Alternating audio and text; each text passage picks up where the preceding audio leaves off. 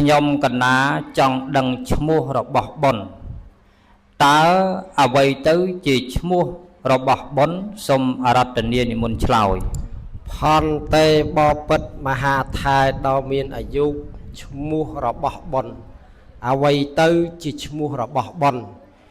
ឈ្មោះរបស់បុណ្យគឺជាឈ្មោះដែលនាំមកនៅសេចក្តីសុខសេចក្តីចម្រើននេះហើយឈ្មោះថាបុណ្យសូមទានជ្រាបសាធុឈ្មោះរបស់បុណ្យគឺនាំមកនៅសេចក្តីសុខសេចក្តីចម្រើនកណាដឹងហើយឈ្មោះរបស់បុណ្យថានាំមកនៅសេចក្តីសុខសេចក្តីចម្រើនតើគេធ្វើអីដើម្បីឲ្យបានសុខឲ្យបានចម្រើនមើលសូមឆ្លើយផន្តេបពិតមហាថែ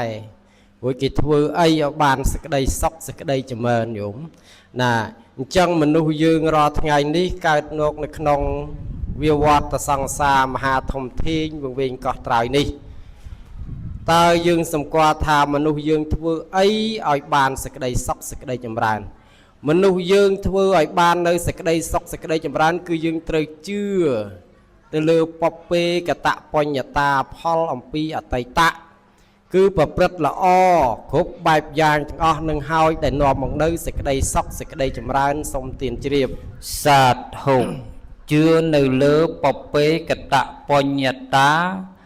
ជឿនៅលើបុណ្យចាស់អំពីអតីតជាតិថាកើតមកសុខកើតមកចម្រើនវាមកអំពីមានបពេកតបញ្ញតាបុណ្យចាស់អំពីអតីតជាតិមកបាននាំមកនៅសេចក្តីសុខប៉ុណ្ណេះខ្ញុំកណាស្ដាប់បានប៉ុន្តែឆ្ងល់ទៅទៀតថាតើបុណ្យនេះកើតទីណាសូមប្រាប់ហន្តេបពិតនៃញោមកើតទីណាបុណ្យនេះកើតនៅទីនេះសូមទានជ្រាបសាធុបុណ្យនេះកើតទីនេះបើកើតទីនេះទីនឹងគេហៅកន្លែងណាសូមប្រាប់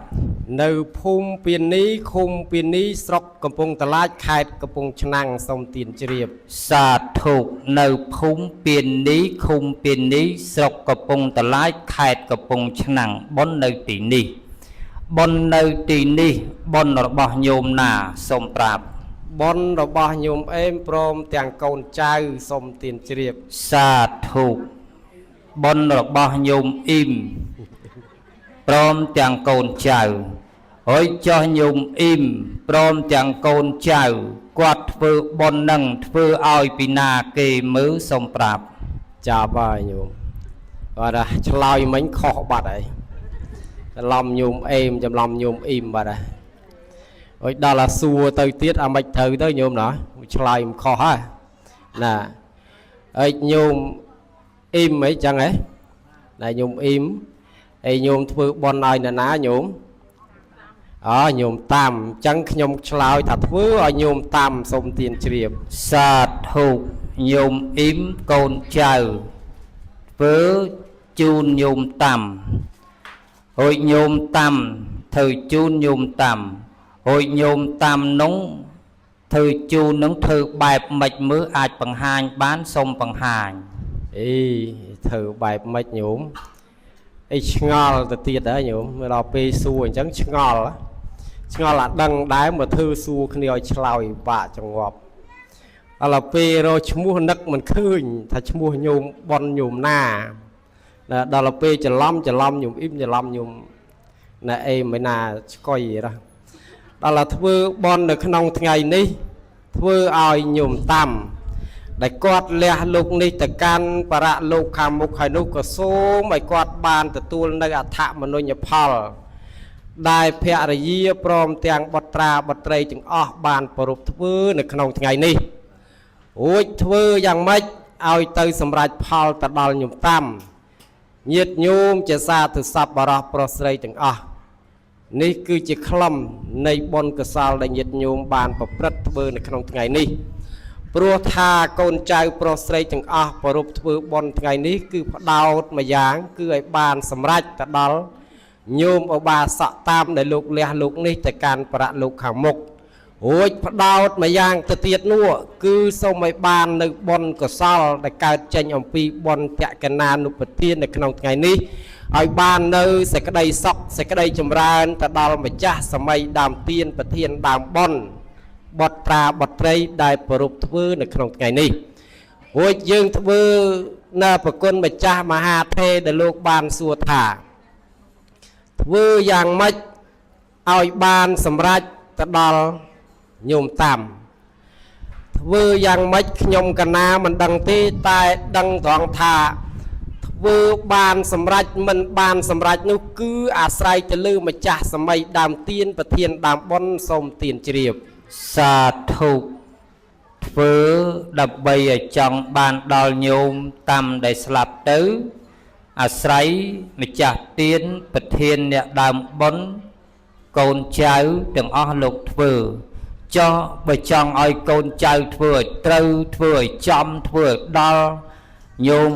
ឧបាសកតាមនឹងតើប្រគុណម្ចាស់អាចមានពិធីសាសបែបណាដើម្បីឲ្យកូនចៅធ្វើដល់ញោមឧបាសកតាមតែម្ដងមើលសូមរៀបរាប់ផន្តេបពិតមហាថែដ៏មានអាយុធ្វើឲ្យបានសម្រេចផលទៅដល់ញោមតាមគឺអាស្រ័យទៅលើម្ចាស់សម័យដើមទានប្រធានដើមបុណ្យបុត្រាបុត្រីទាំងអស់មានចិត្តបរិសុទ្ធប្រកបដោយធម៌3យ៉ាងសូមទានជ្រាបសាធុកូនចៅប្រកបដោយចិត្តបរិសុទ្ធបើដោយធម៌3យ៉ាងចុះធម៌3យ៉ាងនោះធម៌អីខ្លះសូមនិមន្តប្រាប់ទី1លោកសម្ដែងថាតក្កណោយសព្បតិយៈសូមទានជ្រាបសាធុទី1តក្កណោទានអ្នកចុះតក្កណោនឹងមានន័យយ៉ាងម៉េចមើលសូមបកប្រែតក្កណោនេះមានន័យសេចក្តីឋានអ្នកស្លាប់ទៅត្រូវតែមកអនុមោទនាទានសូមទានជ្រាបសាធុទី1អ្នកស្លាប់បានអនុមោទនាទានហើយចុះទី2នោះយ៉ាងម៉េចមើលសូមប្រាប់ទី2ទាយកានងឧទ្ទិសសេនៈសូមទានជ្រាបទី2ឧទ្ទិសសេនៈទាយកានងឧទ្ទិសសេនៈចុះគេឧទ្ទិសនឹងឧទ្ទិសបែបណាសូមនិមន្តប្រាប់ផន្តេបពិតមហាថែដ៏មានអាយុយើងឆ្ងល់ថាយើងធ្វើបុណ្យធ្វើយ៉ាងម៉េចឲ្យបានសម្រេចផលគឺប្រកបដោយធម៌3ទី1គឺអ្នកស្លាប់ទៅត្រូវមកអនុមោទនាទានរបស់កូនចៅប្រុសស្រីបានបំពេញនៅក្នុងថ្ងៃនេះរួចធ្វើយ៉ាងម៉េចឲ្យមកអនុមោទនាទានរបស់កូនចៅប្រុសស្រីគឺអាស្រ័យទៅលើម្ចាស់សម័យដើមទានប្រធានដើមបុណ្យប្រកបដោយធម៌ទី2នេះឯងគឺទាយកានងឧទ្ទិសសេនៈត្រូវមានការឧទ្ទិសដោយផ្ទាល់មាត់ឬក៏ការធ្វើទាននោះដោយផ្ទាល់ដៃណាធ្វើទានដោយផ្ទាល់ដៃយើងត្រូវធ្វើយ៉ាងម៉េចយើងត្រូវធ្វើទានដោយផ្ទាល់ដៃគឺចំណាយធនធានមានទ្រព្យសម្បត្តិគ្រប់បែបយ៉ាងទាំងអស់នៅក្នុងថ្ងៃនេះមិនតិចទេញោមណាហើយការប្រព្រឹត្តធ្វើទានដោយផ្ទាល់ដៃគឺប្រគេនចង្ហាន់លោកពោពាក្យវាចាគ្រប់បែបយ៉ាងទាំងអស់សមាទានសិលឲ្យបរិសុទ្ធខ្លួនឯងបរិសុទ្ធហើយឧទ្ទិសភាពផលទៅដល់ញោមឧបាសកតាមដែលគាត់លះលោកនេះទៅកាន់បរៈលោកខាងមុខហើយព្រមទាំងញាតិទាំង7សន្តានដែលលោកលះលោកនេះទៅកាន់បរៈលោកខាងមុខហើយទាំងនោះញាតិតៃណាំងហោនតោទាននេះចូលមានដល់ញាតិទាំងឡាយរបស់យើងយ៉ាងណាមិញញោមញាតិជាពុទ្ធបរិស័ទទាំងឡាយដូចញាតិរបស់ព្រះបាទពំពិសាអញ្ចឹងព្រះបាទពំពិសាគាត់ធ្វើទានម្ដងហើយម្ដងទៀតដោយខ្វះការឧទ្ទិសនេះឯងដែលញាតិរបស់ព្រះបាទពំពិសាមិនបានទទួលអនុមោទនាទានរបស់កូនចៅប្រុសស្រីបានបំពេញធ្វើដល់ពេលធ្វើទានលើកចុងក្រោយក៏បានឧទ្ទិសនឹកក្នុងចិត្តថាអ៊ីទាំងនោះញាតិតៃណាំងហោនតោទាននេះចូលមានដល់ញាតិទាំងឡាយរបស់យើងដែលស្លាប់បាក់បែកចែកឋានទៅកាន់បរៈលោកខាងមុខចឹងហើយញាតិញោមជាសាទុសពបរោះប្រុសស្រីជាម្ចាស់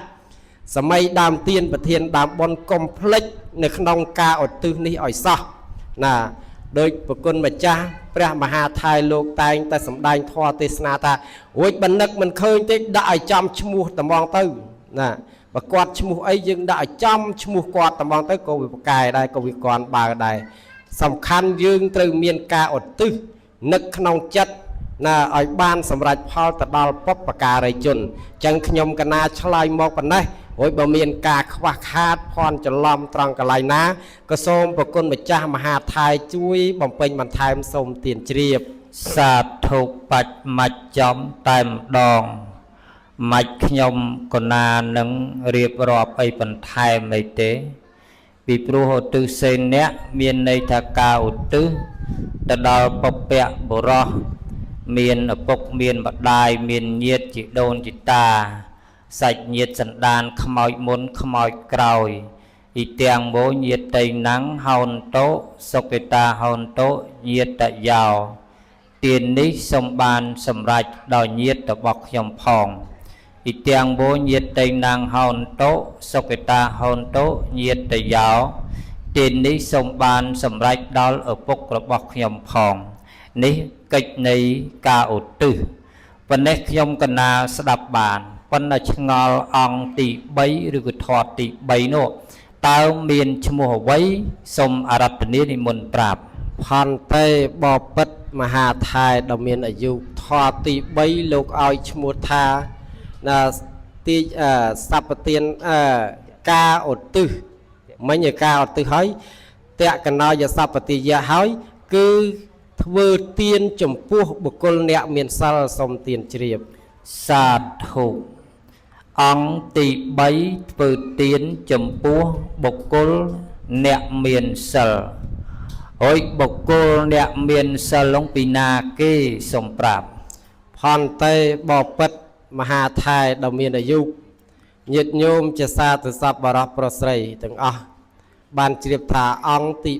3អង្គទី3នេះគឺយើងត្រូវធ្វើឲ្យបរិសុទ្ធព្រោះថាយើងសម្រេចអង្គទី1រួចហើយអង្គទី2រួចហើយនៅអង្គទី3អង្គទី3នេះក៏សំខាន់ដែរញោមញាតិពុទ្ធបរិស័ទបុគ្គលអ្នកមានសិលយើងធ្វើទានចំពោះបដិគិហកៈអ្នកទទួលទានរបស់ញាតិញោមមានសិលព្រោះថាញាតិញោមបានប្រព្រឹត្តធ្វើបុណ្យអ្វីៗគឺផ្ដោតចំពោះព្រះសង្ឃឬក៏លោកយាយលោកតាចាស់ព្រឹទ្ធាចារ្យដែលគាត់បានសមាទានសិល5ក្តីសមាទានសិល8ក្តីបរិសុទ្ធពោរផង់ហើយយើងធ្វើទានចំពោះគាត់ទើបបានសម្រេចផលទៅដល់បុគ្គលអ្នកស្លាប់ហើយយើងមានឈ្មោះថាខ្លួនឯងស្អាតហើយធ្វើទានចំពោះបុគ្គលជាស្រែបុណ្យមានស្រែបុណ្យគឺមានជីជាតិដ៏ល្អសម្រាប់យើងផ្ញើទានឧទាហរណ៍ដែលញាតិញោមពុទ្ធបរិស័ទធ្វើទានជាមួយបុគ្គលអ្នកមានសិលបដិគិហកៈនេះគឺព្រះសង្ឃឬក៏លោកយាយលោកតាចាស់ព្រឹទ្ធាចារ្យមានសិលនិងព្រះសម្មាសម្ពុទ្ធព្រះអង្គទ្រង់ត្រាស់ប្រកាសសម្ដែងថាអានិសង្ឃផលបុណ្យដែលញាតិញោមធ្វើនៅក្នុងថ្ងៃនេះរាប់មិនបានប្រមាណមិនកើតទេគឺបានបុណ្យធំធេងណាស់ព្រោះញាតិញោមអ្នកធ្វើទានក៏មានសិលបដិគិហកៈអ្នកទទួលទានរបស់ញាតិញោមក៏មានសិលចឹងបានព្រះសម្មាសម្ពុទ្ធព្រះអង្គសម្ដែងថាមានតែប្រព្រឹត្តធ្វើទានចំពោះបុគ្គលអ្នកមានសិលតែមួយគត់ទើបបានសម្រេចផលបុណ្យច្រើនហើយបានសម្រេចទៅដល់បុគ្គលអ្នកស្លាប់បើក្រៅពីនេះអត់មានទេណាញោមបើយើងធ្វើទានផ្ញើទានចំពោះបុគ្គលអ្នកទ្រុសិលហើយញាតិញោមស្គាល់ហើយញោមហ្នឹងអ្នកទ្រុសិលអ្នកទ្រុសិលនេះគឺជាអ្នកមិនបានសមាទានសិលណាមិនបានសមាទានសិលគឺយើងផ្ញើទានទៅហើយឧទ្ទិសទៅអត់បានសម្រេចផលទេលុះត្រាតែញាតិញោមធ្វើទានចំពោះបុគ្គលមានសិលតែមួយគត់ទើបបានសម្រេចផលទៅដល់បុគ្គលអ្នកស្លាប់ចឹងខ្ញុំកណាឆ្លើយមកប៉ុណ្ណេះបើមានការខ្វះខាតត្រង់ចំណុចណាសូមប្រគុណម្ចាស់ជួយបំពេញបន្ថែមសូមទានជ្រាបសាធុពិតជាត្រឹមពិតជាត្រូវទៅតាមអ្វីដែលព្រះដ៏មានព្រះភិក្ខជាអង្គម្ចាស់ទ្រង់ត្រាស់ប្រកាសសម្ដែងនៃអង្គតក្កិណានុបទានទាំង6យ៉ាងមានន័យថាអង្គឲ្យ3អង្គអ្នកទទួល3អង្គអ្នកឲ្យមានន័យថាអង្គញោមដែលជាឧបាសកបាសិកាយើងហៅថាទាយុទាយិកាអង្គអ្នកទទួលគឺសំដៅដល់បដិគិហកៈគឺប្រសង់ជាស្រែបុណ្យមានន័យថាញោមមុននឹងឲ្យទានញោមបានរក្សានៅសិលដ៏បរិសុទ្ធ ហើយអ្នកទទួលក៏លោកមានសិលបរិសុទ្ធបុណ្យនេះឯងរាប់មិនបានប្រមាណមិនកើតនេះនៅក្នុងតក្កិណាវិភាំងសូត្របត្រៃបិដកដែលព្រះដ៏មានព្រះភិក្ខដែលបានទ្រង់ត្រាស់ប្រកាសសម្ដែងហើយអញ្ចឹងរាល់កម្មវិធីបុណ្យទាំងអស់បានជាមានប្រសង់មានញោមញាតពុទ្ធបរិស័ទចូលរួមមានការសមាទាននៅសិល5ក្តីសិល8ក្តីទៅតាមនិស្ស័យទៅតាមអព្យាស្រ័យដែលឲ្យយើងធ្វើដោយបរិសុទ្ធទៅទានរបស់យើងបុណ្យរបស់យើងបានធ្វើប្រកបថាបានទៅដល់លោកឪពុកដែលបានលះលោកនេះទៅកាន់លោកខាងមុខហើយនោះប៉ុន្តែបើយើងធ្វើឲ្យខ្ជះខ្ជាយមិនផ្ចិតផ្ចង់ធ្វើទៅឲ្យតែបានអត់ទៅហើយអានឹងមានន័យថាវាអត់បានគ្រប់គ្រាន់ណាអញ្ចឹងយើងអំណាចដែលចំណាយលុយច្រើនណាញោមធ្វើបុណ្យអាត្មាគិតថាសម័យយើងមិនដូចសម័យមុនទេសម័យឆ្នាំយាយញោមពីដើមយើងធ្វើបុណ្យមានតែ1លាន50ម៉ឺនក្តីក្រាកទេលឹកថ្នោតអង្គុយហូបជុំគ្នាមានប្រសង់ឆាន់ឬក្រែសម័យនោះមិនសូវចំណាយលុយប៉ុន្តែមកសម័យយើងសពថ្ងៃយើងចំណាយលើសម្ភារៈនោះផងអាហារហូបចុកសម្ភារៈដទៃផ្សេងនោះវាថ្លៃផងអញ្ចឹងបុណ្យមួយមិនក្រមពី10លានជាងទេមុននឹងកើតបុណ្យអញ្ចឹងញោមត្រូវធ្វើកុំខ្ជះកុំខ្ជាយពេលវេលាល្អម្ចាស់ហៅម៉ោងណាអញ្ជើញមកម៉ោងណាត្រូវប្រគេនចង្ហាន់ម៉ោងណាត្រូវប្រគេនភេសជ្ជៈលោកដែលត្រង់នឹងឲ្យញោមដែលថាយើងមិនខ្ជិលខ្ជានឹងពេលវេលាបានជាព្រះអង្គលោកបានសម្ដែងថាវិរិយៈចិត្តវិមង្សាមួយទៀតថាឲ្យមានសេចក្តីព្យាយាមមិនមែនធ្វើតែបុណ្យមួយយប់មួយថ្ងៃជូនឪពុកប៉ុណ្ណឹងថាបានសម្រេចហើយអញឈប់ធ្វើហើយនរណាទៅហៅបុណ្យបច្ច័យ4ទៅហៅបុណ្យចម្រើនបច្ចុប្បន្នបុណ្យបច្ចុប្បន្នខណ្ឌសីមាបុណ្យនារតីផ្សេងអញលែងទៅហើយអញធ្វើតែមួយថ្ងៃមួយយប់ហ្នឹងហើយអត់ទេញោមអ្នកប្រាជ្ញលោកថាព្យាយាម